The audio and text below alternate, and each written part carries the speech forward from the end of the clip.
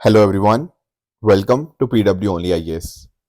दोस्तों, स्वागत है आप सभी का आज के सेशन के अंदर, जहां पर हम पिछले एक वीक यानी कि 24 नवंबर से लेकर 1 दिसंबर के बीच में जो भी कुछ इंपॉर्टेंट इकोनॉमी के रिगार्डिंग कुछ करंट अफेयर्स थे उनको डिस्कस करेंगे। प्लस उसका जो स्टैटिक पार्ट था हम उनको भी साथ साथ में समझने की यहाँ पे डेफिनेटली आज सेशन में कोशिश करेंगे। स्टार्ट करते हैं दोस्तों आज का सेशन। बट अगर आपको इस सेशन की पीडीएफ चाहिए तो आपको वो जो पीडीएफ है मेरे टेलीग्राम चैनल यानी कि Rishabh Sharma sir PW telegram channel पे मिल जाएगी। इसके साथ ही और भी जो इम्पोर्टेंट कंटेंट होता है यूपीएससी पर्सपेक्टिव से वो सारा का सारा कंटेंट मैं इसी पर्टिकुलर चैनल पे शेयर करता हूँ, तो आप डेफिनेटली इसका पार्ट बन सकते हैं। स्टार्ट करते हैं दोस्तों पहले टॉपिक के साथ, that is NAFSCOB diamond jubilee celebration. थोड़ा सा अंडरस्टैंड करते हैं। देखो, जब हम बात करते हैं ना डायमंड जुबली की, तो दो तरह से इसको यूज़ किया जाता है। कई बार जैसे किसी चीज़ की 60वीं एनिवर्सरी होती है, 60th एनिवर्सरी, उसके लिए इस्तेमाल कर लिया जाता है। But at the same time काफ़ी सारी जगह के ऊपर 75th एनिवर्सरी के लिए भी डायमंड जुबली को ये वर्ड इस्तेमाल कर दिया जाता है। अब हमारे सामने ना एक national federation of state cooperative banks, ये है NAFSCOB। इसके इस्टेब्लिश हुए 60 साल कंप्लीट हो चुके हैं, जिस वजह से अभी ये रिसेंटली न्यूज़ में आया।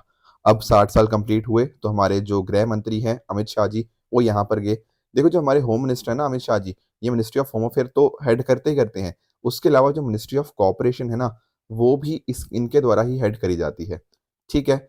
और ये जो कॉपरेशन मिनिस्ट्री है ये क्या करती है, ये कोऑपरेटिव्स देखती है कि कोऑपरेटिव्स का इंपॉर्टेंस कैसे बेहतर हो पाए, ये चीज़ें यहाँ पे मिनिस्ट्री ऑफ कॉपरेशन देखती है। तो इसी इम्पॉर्टेंट मौके के ऊपर हमारे होम मिनिस्टर जी या मिनिस्टर ऑफ कॉपरेशन जो थे वो यहाँ पर पहुंचे। देखो, मैं थोड़ा सा आपको एक्सप्लेन करता हूँ। आप लोगों ने जैसे नोटिस किया होगा अमूल के बारे में, राइट? अमूल क्या है? अमूल भी तो एक कोऑपरेटिव ही है, जहाँ पर डिफरेंट डिफरेंट जो गांव के लोग थे जो दूध एक तरह से प्रोड्यूस करते थे, जो दूध का काम करते थे, वो साथ में आए, उन्होंने साथ में एक संस्था बनाई। तो इस तरह से जब डिफरेंट डिफरेंट लोग साथ में मिलकर मिलजुल कर काम करते हैं ना, और आपस में बेनिफिट शेयरिंग भी होती है, उसी को ही हम एक कोऑपरेटिव यहाँ पे बोल देते हैं। अब कोऑपरेटिव्स का इंपॉर्टेंस डेफिनेटली बहुत इंपॉर्टेंट है, इसमें कोई बात है ही नहीं बताने वाली, है ना? आपने इतने सारे एग्जाम्पल्स देखे हुए हैं जो कि काफ़ी सक्सेसफुल आपको कोऑपरेटिव्स के देखने को मिल जाते हैं। जैसे फॉर एग्जांपल इवन अगर हम बात करें, आपका अमूल तो था ही था, पर उसके अलावा जैसे इफ्को की आप लोगों ने बात सुनी होगी, IFFCO, Indian farmer fertiliser cooperative limited, ये आपके फार्मर्स के रिगार्डिंग आपके हो जाएगा। ठीक है।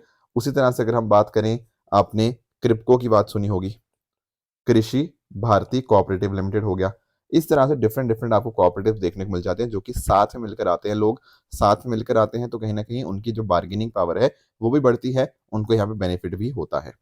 अब कोऑपरेटिव्स के बढ़ाने के लिए हमारे यहाँ पे बैंकिंग सिस्टम की अगर हम बात करें, तो बैंकिंग सिस्टम में आपको नोटिस करने को मिलेगा 3 टियर कोऑपरेटिव बैंकिंग स्ट्रक्चर आपको देखने को मिलता है। यहाँ पर सबसे नीचे आपके आ जाएंगे PACS। PACS क्या होते हैं? Primary agriculture credit societies. UPSC ने क्वेश्चन इनके ऊपर ऑलरेडी पूछा हुआ है, मैं एक्सप्लेन करूंगा इनको, डोंट वरी। दूसरे नंबर पे आते हैं आपके DCCBs जो होते हैं। DCCBs क्या होते हैं? District central cooperative bank, right. And इसके ऊपर आपके जो हो जाते हैं आपके SCBs, जो आपके स्टेट कोऑपरेटिव बैंक्स होते हैं। जैसे आप लोगों ने सुना होगा ना Punjab and Maharashtra cooperative bank के बारे में, ठीक है? तो वो क्या है? वो एक स्टेट कोऑपरेटिव बैंक है। तो स्टेट लेवल के ऊपर आपका स्टेट कोऑपरेटिव बैंक हो गया, डिस्ट्रिक्ट लेवल के ऊपर DCCBs हो गए, एंड उसी तरह से आपके विलेज लेवल के ऊपर आपको प्राइमरी एग्रीकल्चर क्रेडिट सोसाइटीज आपको देखने को मिल जाती हैं। ठीक है। जो भी रीफाइनेंसिंग की जरूरत होती है PACS को, वो या तो DCCBs से या आपके शेड्यूल सॉरी आपके जो स्टेट कोऑपरेटिव बैंक्स हैं वहां से वो फैसिलिटेट हो जाती है। तो इसके माध्यम से फिर PACS क्या करेगा? जो लोग हैं ना, जो किसान वगैरह हैं, उनको कुछ भी शॉर्ट टर्म लोन्स वगैरह चाहिए होंगे, ठीक है, तो वो कहीं ना कहीं PACS का काम रहता है, प्राइमरी एग्रीकल्चर क्रेडिट सोसाइटी का। तो आखिरी में जो कनेक्शन है बैंकिंग स्ट्रक्चर का आपके जो विलेजर्स के साथ हो गया, या जो आपके खेती करने वाले लोग हो गया, उनके साथ ये आपका PACS का रहता है। इवन अगर हम बात करें, PACS पैसे तो देता ही देता है, उसके साथ ही साथ सीड्स वगैरह हो गया, आपके फर्टिलाइजर्स हो गया, पेस्टिसाइड्स हो गया, ये किसानों को बांटने होते हैं, तो वो काम भी प्राइमरी एग्रीकल्चर क्रेडिट सोसाइटी ही यहाँ पे देख लेती है। अब आप समझ पा रहे होंगे कि यार रूरल के लिए, रूरल डेवलपमेंट के लिए कितना इंपॉर्टेंट बन जाता है ये हमारा जो कोऑपरेटिव बैंकिंग का स्ट्रक्चर है। एंड खासकर अगर हम बात करें प्राइमरी एग्रीकल्चर क्रेडिट सोसाइटी, तो डेफिनेटली लास्ट माइल कनेक्टिविटी एक तरह से हमारे किसानों को साथ यहाँ पे प्रोवाइड करता है, एंड उनको एडवाइजरी सर्विसेज भी डेफिनेटली यहाँ पे ये देता रहता है। ठीक है। और आप लोगों ने ना नबार्ड का रोल भी समझा होगा जब हम बात करते हैं रूरल डेवलपमेंट की। तो दरअसल में ना जो नबार्ड होता है, national bank for agriculture and rural development, वो नबार्ड भी क्या करता है, वो भी रीफाइनेंसिंग यहाँ पे इनको देता है। आगे जाके वो फिर जो पैसा होगा वो कहीं ना कहीं यहाँ पे रूरल डेवलपमेंट के लिए जाता है। यानी कि नबार्ड ना क्या करता है, वो इनडायरेक्ट फाइनेंसिंग करता है। वो डायरेक्टली पैसा नहीं देता किसानों को, इनडायरेक्टली इनके पास पैसा आता है एंड ये आगे जाके फिर किसानों तक यहाँ पे पैसा पहुंचाते हैं। ये होता है स्ट्रक्चर, किस तरह से कोऑपरेटिव बैंकिंग यहाँ पे काम करता है। तो थोड़ा सा हम जान लेते हैं पीएसीएस के बारे में। Primary agriculture credit society or village level cooperative credit societies जो कि सर्व करते हैं as a grass root link in the 3 tier cooperative structure. वो मैंने आपको एक्सप्लेन कर ही दिया। पहला जो पैक्स था वो 1904 के अंदर एस्टेब्लिश किया गया। इसके साथ में ही इनको जो रजिस्टर किया था ना, बहुत ही इंपॉर्टेंट बात आपको ध्यान में रखनी है, अंडरस्टैंड करना, they are registered under cooperative society act.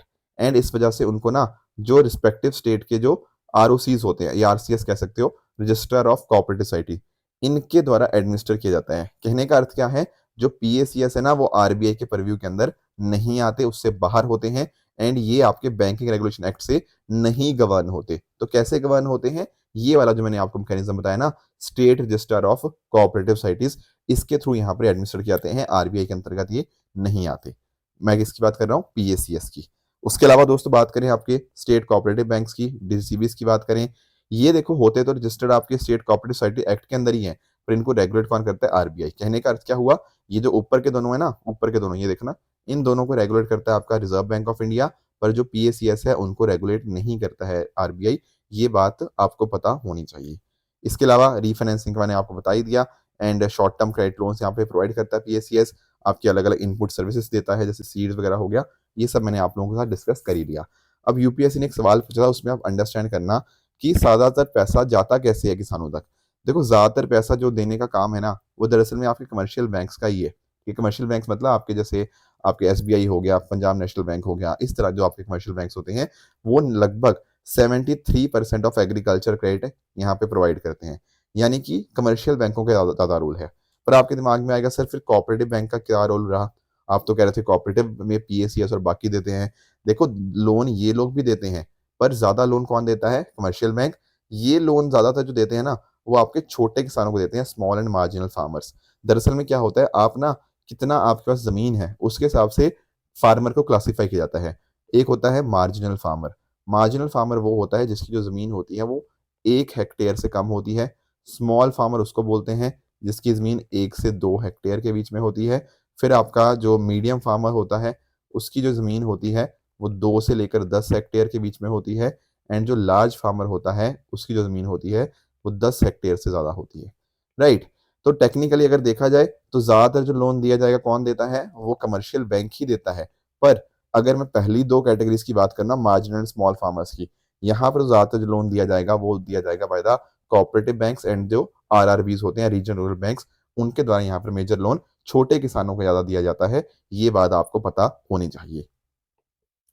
इसके साथ ही दोस्तों जो केसीसीज होते हैं, किसान क्रेडिट कार्ड, तो पीएसीएस उसमें लगभग 41% जो होते हैं लोन, वो यहाँ पर आपके पीएसीएस प्रोवाइड करते हैं। उसके साथ ही साथ ज्यादातर लोन, जैसे मैंने कहा ना, केसी लोन दिए जाते हैं, वो छोटे किसानों को देने का काम ज्यादा पीएसीएस का रहता है।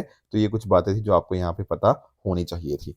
बाकी जो मैं आपको बता रहा था, NAFSCOB, इसके 60 साल यहाँ पे कंप्लीट हुए हैं। तो थोड़ा सा आप इसको भी अंडरस्टैंड कर सकते हो कि इसको इसीलिए स्टैब्लिश किया गया था ताकि हम जो कहीं ना कहीं कोऑपरेटिव स्ट्रक्चर है उसको बेहतर कर पाएं। एंड इसका रोल यही रहता है कि आपके स्टेट कोऑपरेटिव बैंक्स तक प्रॉपर फाइनेंशियल असिस्टेंस पहुंचे, उसके साथ ही साथ कोऑपरेशन अच्छे से हो। एंड जो स्टेट कोऑपरेटिव बैंक्स का जो रोल है, जो उनके इंटरेस्ट है, वो नेशनल लेवल पर अच्छे से रखे पाएं। एंड स्टेट कोऑपरेटिव बैंक्स और आरबीआई के बीच में एक लिंक या एक ब्रिज की तरह काम करने का किसका जिम्मा रहता है, NAFSCOB का यहाँ पे रहता है। आई होप ये बात आपको समझ में आ गई होगी। अगले टॉपिक पे चलते हैं दोस्तों, RBI and Maldives monetary authority pact on local currencies. देखो यहाँ पर ना इंटरनेशनल रिलेशंस और आपका इकोनॉमी दोनों का एक मिक्सचर आपको देखने को मिल जाएगा। मैं आपको एक्सप्लेन करता हूँ। पहले तो देखो, जब हम बात करते हैं ना बैलेंस ऑफ पेमेंट की, आप लोगों ने बीओपी के बारे में सुना होगा। बैलेंस ऑफ पेमेंट में पता क्या होता है, बैलेंस ऑफ पेमेंट में हम वो ट्रांजेक्शन्स नोट करते हैं जो कहीं ना कहीं एक देश के रेजिडेंट्स एंड नॉन रेजिडेंट्स के बीच में होती है। क्या मतलब इस चीज़ का? देखो जैसे कोई भारत में रह रहा है, वो विदेशों के साथ कैसे ट्रांजैक्शन करता है, मतलब इंडिया के बाहर किसी नॉन रेजिडेंट के साथ ट्रांजैक्शन कर रहा है, वो बैलेंस ऑफ पेमेंट के अंदर आएगा। आप पूछोगे इसका मतलब क्या हुआ? मैं आपको अभी आपको एक्सप्लेन करता हूँ। देखो आपको ना जैसे एग्जांपल आते रहेंगे ना, आप खुद ब खुद समझते रहोगे। जैसे बैलेंस ऑफ पेमेंट में ना 2 हिस्से होते हैं। एक होता है आपका करंट अकाउंट, एक होता है आपका कैपिटल अकाउंट। ठीक है, अंडरस्टैंड करेंगे, चिंता नहीं करनी है बिल्कुल भी। करंट अकाउंट में क्या लिखते हैं? करंट अकाउंट में ना आपके एक तो होते हैं विजिबल्स और एक होते हैं आपके इनविजिबल्स। ठीक है, विजिबल का मतलब क्या हुआ? विजिबल का मतलब हुआ जो जो चीज़ दिखती है, इनविजिबल का मतलब जो चीज़ नहीं दिखती। जैसे फॉर एग्जांपल अगर मैं बात करता हूँ वस्तुओं की, गुड्स की, अब जो गुड्स होंगे, उनको आप क्या करोगे? उनको आप एक्सपोर्ट कर सकते हो, उनको आप इम्पोर्ट कर सकते हो। सही बात है। या तो ऐसा हो सकता है कि भारत में कोई बैठा हुआ बंदा है, वो भारत में कोई वस्तु बनाए एंड दूसरे देश भेज दे। तो क्या वो बैलेंस ऑफ पेमेंट में आएगा? आपको लोग बिल्कुल आएगा, क्योंकि ये रेज़िडेंट और नॉन रेज़िडेंट के बीच में एक ट्रांज़ैक्शन हुआ है। तो दैट इज़ व्हाई एक्सपोर्ट करना किसी गुड को या उसको इम्पोर्ट करना, वो ट्रांज़ैक्शन हो रहा है between a resident of a country and a non resident of country. And क्योंकि ये विज़िबल होता है, ये दिखता है, तो इसको हम करंट अकाउंट के विजिबल सेक्शन में हम यहाँ पे डाल सकते हैं, जो भी वस्तुओं को भेजा गया। सिंपल सा एग्जांपल, मैंने दिल्ली में बैठ के एक जूता बनाया एंड वो भेज दिया यूएस से, तो वो यहाँ पर आ जाएगा विजिबल वाले सेक्शन के अंदर। अब होता क्या है, अगर हमें डॉलर्स मिलते हैं तो उसको हम क्रेडिट बोलते हैं, यानी कि प्लस लिखेंगे। अगर हमारे यहाँ से डॉलर जाते हैं तो उसको हम माइनस लिखेंगे या उसको हम डेबिट बोल सकते हैं। तो ये फर्क बस इम्पोर्ट एक्सपोर्ट का इतना ही रहता है कि आपके साइंस आपको क्लियर होने चाहिए। ठीक है, विजुअल वाली बात तो समझ आई। इनविजिबल में क्या आएगा? इनविजिबल में दोस्तों एक चीज़ आपकी आ सकती है, वो है आपकी सर्विसेज। सर्विसेज का मतलब क्या है? देखो जैसे मान लो मैं आपको पढ़ा रहा हूँ, अब ये तो आप चलो यूट्यूब पे देख रहे हो, पर हमारे जैसे पीडब्ल्यू ओनियास के बैचेस भी होते हैं। अगर इंडिया से बाहर का कोई बंदा, लेट्स से कोई बच्चा यूएसए में बैठा हुआ है एंड वो पीडब्ल्यू ओनियास का कोई कोर्स खरीद ले, तो क्या हुआ? उसने पेमेंट किया हमें, तो क्या वो रेज़िडेंट और नॉन रेज़िडेंट के बीच में ट्रांज़ैक्शन हुआ? बिल्कुल हुआ। पर यहाँ पर क्या ट्रांज़ैक्शन हो रहा है? क्या वस्तु का ट्रांज़ैक्शन हो रहा है? नहीं, ये ट्रांज़ैक्शन आपका सर्विस का हो रहा है। तो इस तरह से सर्विसेज़ भी आपकी इम्पोर्ट या एक्सपोर्ट करी जा सकती हैं, तो वो आती हैं इनविजिबल के अंदर एक कंपोनेंट।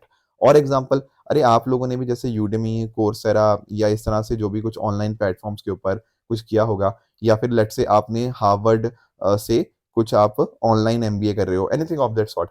तो वो क्या है? वहाँ पर भी तो आप एक सर्विस ले रहे हो, है कि नहीं? तो वो आपका इनविजिबल्स के अंदर सर्विसेज़ में अंदर आ जाएगा। उसके अलावा दोस्तों एक चीज़ होती है आपकी इनकम। इनकम में क्या होगा?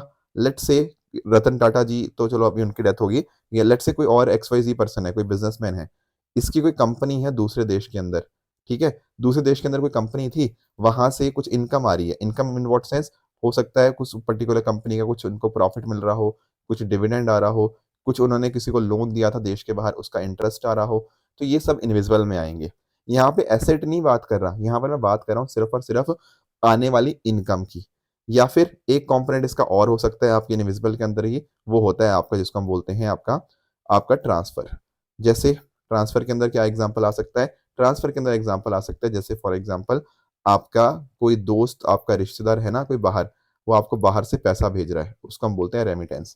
रेमिटेंस जो आ रहा है इंडिया के अंदर, दूसरा देश का, मतलब हमारा ही कोई रिश्तेदार है, वो बाहर से यूएसए से हमें पैसे भेज रहा है। रेमिटेंस हो गया, कुछ गिफ्ट हो गया, राइट? ये सब जो चीज़ें आती हैं, ये आपके ट्रांसफ़र के अंदर आ जाती हैं।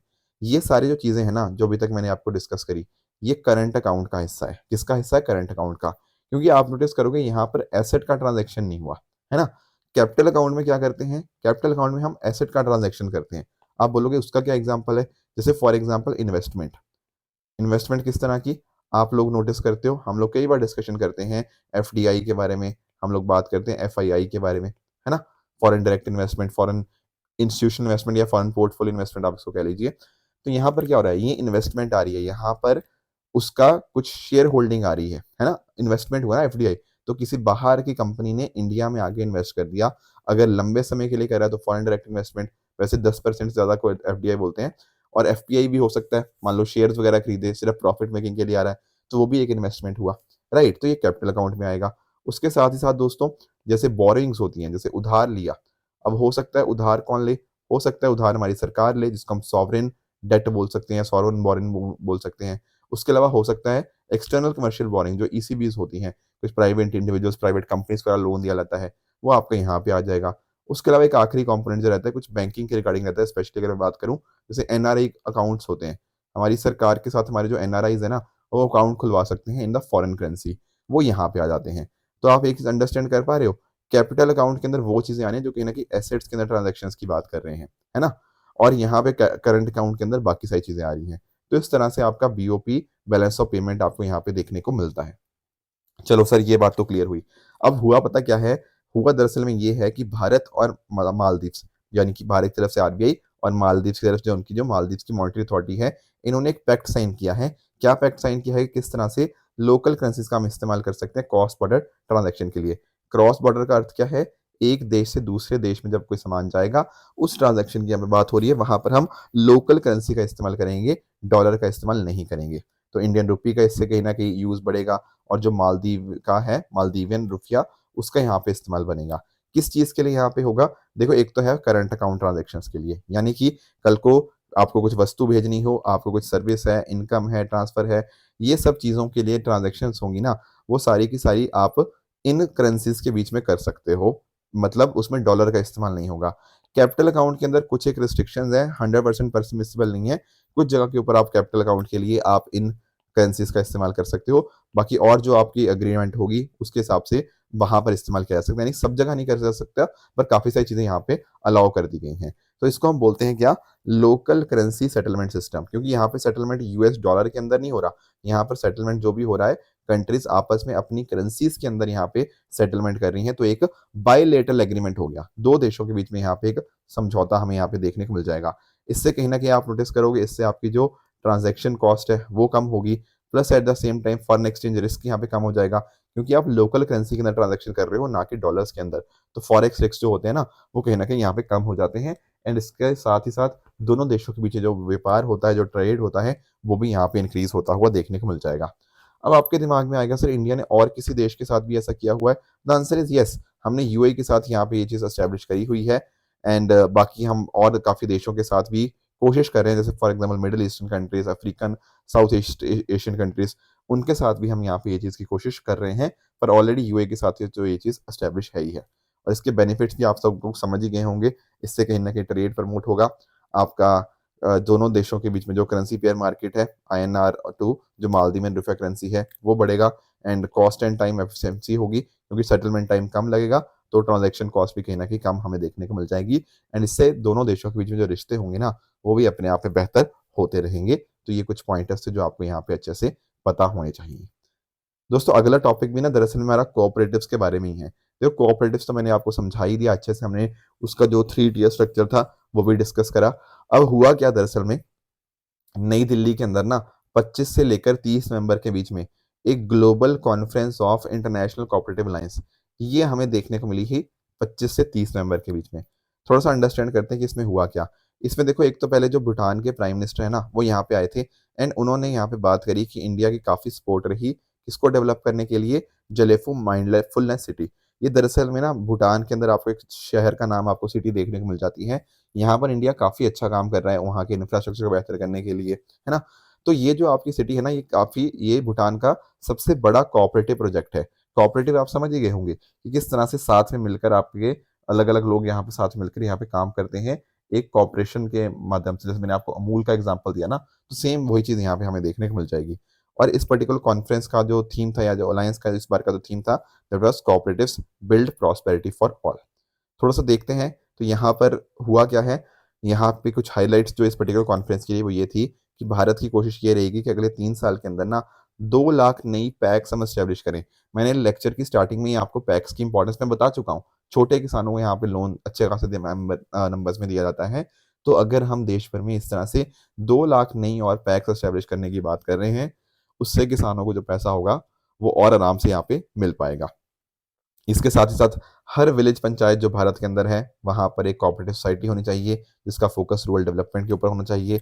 एंड साथ ही साथ जो इंटरनेशनल ईयर ऑफ कोऑपरेटिव 2025 होगा ना, उसकी जो थीम रहेगी वो होगी cooperative build a better world. बाकी देखो, ये जो अलायंस है ना, इस अलायंस में पता क्या होता है, दुनिया भर की जो कोऑपरेटिव्स हैं वो साथ में आती हैं। आप इसको नोटिस कर पाओगे, जो इंटरनेशनल कोऑपरेटिव अलायंस है, it is one of the oldest and largest non governmental organisation globally. एक एनजीओ ही है बेसिकली, दुनिया की one of the largest NGO आपको देखने को मिल जाएगी, जिसको एस्टेब्लिश किया गया था 1895 लंदन इंग्लैंड के अंदर। यहाँ पर आप नोटिस कर पाओगे लगभग 1 बिलियन कोऑपरेटिव मेंबर्स यानी कि 100 करोड़ कोऑपरेटिव मेंबर्स आपको देखने को मिल जाएंगे। एंड लगभग जो नंबर ऑफ कोऑपरेटिव्स हैं वो है 3 मिलियन, यानी कि जैसे अमूल है ना, तो अमूल एक हुआ, ठीक है, पर इसके अंदर हो सकता है अमूल के अंदर 1 लाख लोग हों। Are you getting my point? तो कहने का मतलब क्या हुआ, इस तरह से जैसे अमूल जैसे कोऑपरेटिव्स हैं 30 लाख या 3 मिलियन कह सकते हो, एंड लोग कितने हैं, लोग हमारे 100 करोड़ यहाँ पे देखने को मिल जाते हैं। तो कोशिश यही रहती है कि इस तरह से हम जो कोऑपरेटिव्स हैं उनको और डेवलप कर पाएं। इनके इस तरह से अलग अलग ऑर्गेनाइजेशंस आपको देखने को मिल जाएंगी। यहाँ पर आप अंडरस्टैंड कर पाओगे, जैसे कुछ नोटेबल मेंबर्स हम यहाँ पे देख सकते हैं। इसमें अमूल डेफिनेटली है, उसके अलावा आपका कृषक भारती कोऑपरेटिव लिमिटेड हो गया, इफको हो गया, ये सब आपको यहाँ पे देखने को मिल जाएंगे। अब उसी तरह से देखो एशिया पैसिफिक के कॉरस्पॉन्डिंग भी है कि एशिया पैसिफिक का अलग से बना दिया गया है। नॉट दैट इंपॉर्टेंट, बट एक बेसिक आइडिया जरूर पता होना चाहिए। और भारत का क्या रोल रहा है, भारत भी देखो डेफिनेटली काम कर ही रहा है। जैसे मैंने अभी स्टार्टिंग में बताया भी था कि हमारे जो अमित शाह जी हैं वो मिनिस्टर ऑफ कॉपरेशन है। हमने दरअसल में जो मिनिस्ट्री थी ना, ये 2021 में ही बनाई थी, ताकि जो कोऑपरेटिव सेक्टर है या कोऑपरेटिव मॉडल है इसको और प्रमोट कर पाएं। बाकी एग्रीकल्चर के अंदर बैंकिंग हो गया, हाउसिंग, रूरल डेवलपमेंट, वहां पर कोऑपरेटिव्स काफी अच्छा भारत के अंदर काम करते हैं। तो ये कुछ बातें भी आप लोगों को यहाँ पे पता होनी चाहिए, राइट। अब चल लेते हैं दोस्तों अपने क्वेश्चंस की तरफ। आज आपके सामने 2 क्वेश्चंस हैं। This is question number 1 with regards to BRICS. आप मुझे बताइएगा इनमें से कौन सा स्टेटमेंट यहाँ पे आपको करेक्ट देखने को मिलेगा, ठीक है। दूसरा क्वेश्चन आज के लिए आपका रहेगा, वो है आपका CERC, central electricity regulatory commission. ये 3 स्टेटमेंट्स है इसके बारे में भी, ये भी आप पढ़ के मुझे इसका आंसर आप सही जो है वो कमेंट्स में बता सकते हो। लास्ट वीक मैंने आपको एक होमवर्क दिया था राइस फोर्टिफिकेशन के बारे में। देखो फोर्टिफिकेशन को समझते हो, फोर्टिफिकेशन मतलब किस चीज को आपको बढ़ाना। जैसे आप लोगों ने नाम सुना होगा ना, आयोडीन युक्त नमक, आयोडीन सॉल्ट। तो क्या है, नमक के अंदर ना आपने आयोडीन डाल दिया है, तो उससे क्या होगा, जब एक इंसान नमक खाएगा ना तो उसके बॉडी के अंदर आयोडीन भी साथ साथ में पहुंच गया, तो बॉडी के अंदर फिर आयोडीन की कमी नहीं होगी। Are you getting my point? इस तरह से और भी बाकी चीजों के अंदर यहाँ पे हम आपका फोर्टिफिकेशन करते हैं। जैसे फॉर एग्जाम्पल, जैसे मैंने आपको बताया, हम चावल के अंदर करते हैं, हमारा जो आटा होता है उसके अंदर ये चीज़ करी जाती है, आपके दूध के अंदर भी इन्फेक्ट होती है, आपके एडिबल ऑयल्स हो गया, सॉल्ट के अंदर मैंने आपको एग्जांपल दे ही दिया, ठीक है। तो जो सेकंड ये जो बात कर रहा है कि सरकार फोर्टिफिकेशन राइस, सॉल्ट और वीट के अंदर कर रही है, नहीं, इसके अलावा मिल्क हो गया, आपका एडिबल ऑयल हो गया, उसके अंदर भी करी जा रही है। तो सेकंड स्टेटमेंट तो बिल्कुल गलत है। पहला जो कह रहा है कि राइस फोर्टिफिकेशन के अंदर ये सब चीज़ें ऐड करी जाती हैं, यस डेफिनेटली वाइटामिन और बाकी सारी चीज़ें यहाँ पे ऐड करी जाती हैं। तो पहला स्टेटमेंट तो आपका यहाँ पे सही है, पर दूसरा गलत है। उसने पूछा है कि नॉट करेक्ट कौन सा है, तो इसका आंसर जो बनेगा दैट विल बी 2 ओनली, क्योंकि second is not correct, right. दूसरा मैंने आपसे एक और सवाल पूछा था बेनामी प्रॉपर्टी के बारे में। देखो पहली बात तो आप लोगों को ना बेनामी प्रॉपर्टी का मीनिंग समझ होना चाहिए। देखो एक ऐसी प्रॉपर्टी जो कहीं ना आपके किसी और इंसान के नाम पे हेल्ड है, पर प्रॉफिट किसी और को हो रहा है। आप पूछोगे इसका क्या मतलब, देखो मैं समझाता हूँ। लेट से मैं एक करोड़पति इंसान हूँ, ठीक है। अब मैं ना कोई प्रॉपर्टी खरीदना तो चाहता हूँ, पर मुझे पता है यार मैं प्रॉपर्टी खरीदूंगा तो कहीं ना कहीं सब लोगों को पता लगेगा, सब लोगों इन द सेंस कि टैक्स ऑफिशियल्स को पता लगेगा, एंड कल को वो मेरे आके आके सारी चीजें चेक करेंगे, है ना, हो सकता है ना, तो मुझे दिक्कत हो सकती है कल को। हो सकता है मैंने धोखे से या 2 नंबर के पैसे से कुछ चीज कमाई हो, कुछ पैसा कमाया हो, और मतलब जब सामने जब आएगा कि इस बंदे की तो इतनी प्रॉपर्टी है, तो फिर मुझे दिक्कत हो सकती है। अब मैं पता क्या करूंगा, मैं ये प्रॉपर्टी खुद नहीं खरीदूंगा, मैं ये खरीदूंगा अपने ड्राइवर के नाम के ऊपर, या कोई और ऐसे बंदा हो गया, ठीक है। अब टेक्निकली देखो प्रॉपर्टी है किसकी, टेक्निकली प्रॉपर्टी मेरी है, बस मैंने इसके नाम के ऊपर यहाँ पे करी है। तो ऐसी प्रॉपर्टी जो कि परचेज करी जाती है या किसी और के नाम पे हेल्ड करी जाती है, पर उससे जो बेनिफिट होता है या जो उसकी पेमेंट करी होती है वो किसी और ने करी होती है। क्यों करी होती है, वो इसीलिए करी होती है ताकि जो रियल ओनर है, जो रियल मालिक है, उसकी आइडेंटिटी को आप यहाँ पे छुपा पाएं, और जो टैक्सेस है या जो बाकी और ऑब्लिगेशंस है उससे आप कहीं ना कहीं बच पाएं। इस चीज को बोलते हैं बेनामी प्रॉपर्टी, ठीक है। हमारे यहाँ पर एक एक्ट भी है, प्रोहिबिशन ऑफ बेनामी प्रॉपर्टी ट्रांजैक्शन एक्ट। इसके माध्यम से हमारी यहाँ पे कोशिश यही रहती है कि जो इस तरह के काम करते हैं उनको यहाँ पे पकड़ा जाए, ताकि इस तरह का मिसयूज ना हो।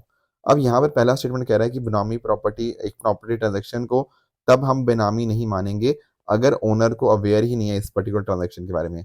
देखो एक्चुअल में ना ये बात गलत है। एक्चुअल में गलत पता क्यों है, अगर मान लो ओनर यही बोलने लग जाए कि भाई मुझे तो पता ही नहीं इस ट्रांजैक्शन के बारे में कि ऐसा है, तो फिर उसके ऊपर एक्शन लेना बहुत मुश्किल हो जाता है। तो इसके लिए ये वाली बात तो फर्स्ट स्टेटमेंट तो गलत है। दूसरा कह रहा है जो बेनामी होती है वो सरकार वहां पर उनको कॉन्फिस्केट कर सकती है, उनको एक्वायर कर सकती है? The answer is yes. ठीक है, हमने यहाँ पे ये चीज़ें करी हुई हैं, तो डेफिनेटली जो पहला था वो गलत था, पर दूसरा जो था वो सही था। जिसके जो सही कौन सा है? सही है option number B, two only is the right answer. ठीक है दोस्तों, ये थी दोस्तों आज की डिस्कशन। आई होप आपको आज का सेशन सभी को अच्छे से समझ आया होगा। इसी तरह से आप भी अपने एंड पे हार्ड वर्क करते रहिए। Thank you so much for joining. All the very best.